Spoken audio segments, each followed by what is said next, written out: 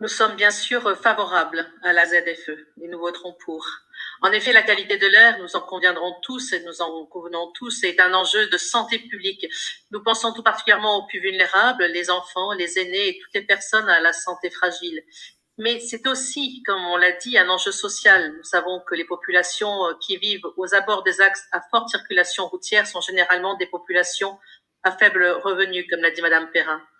Nous sommes donc bien sûr favorables à l'extension de la zone à faible émission pour améliorer la qualité de l'air.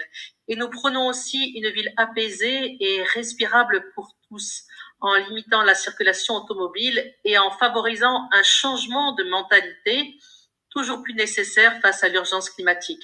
Pour cela, nous préconiserons aussi des dispositifs d'accompagnement, comme l'a dit Madame Gaillou, et d'acceptation de la ZFE, spécialement à notre échelon de mairie d'arrondissement, pour être au plus près des habitants.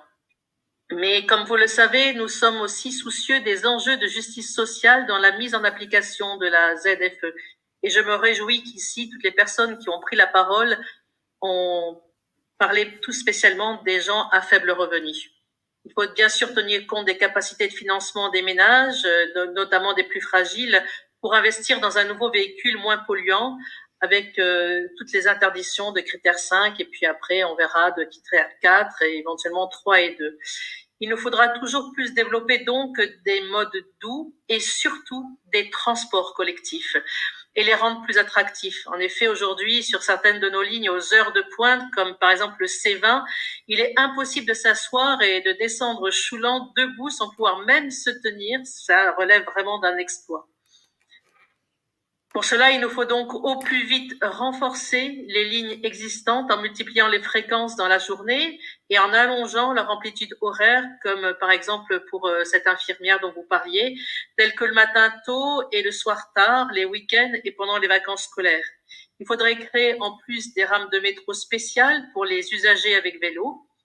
Et dans notre arrondissement, nous attendons tous avec impatience notre fameux métro, sans lequel il serait illusoire de diminuer significativement la circulation automobile dans l'ouest lyonnais, comme aussi particulièrement pour les secteurs de Ménival et des Batières. Nous devons aussi saluer les efforts du Citral pour proposer dans son plan de mandat 2021 et 2026 des renforcements des réseaux, la création de nouvelles lignes et la mise en place de tarifs gratuits pour les titulaires des minima sociaux, le RSA, minimum vieillesse, l'ASPA, l'AAH pour les personnes handicapées, et aussi des prix solidaires à 10 € par mois pour les chômeurs en fin de droit, les bénéficiaires du CMU et les personnes de plus de 65 ans non imposables.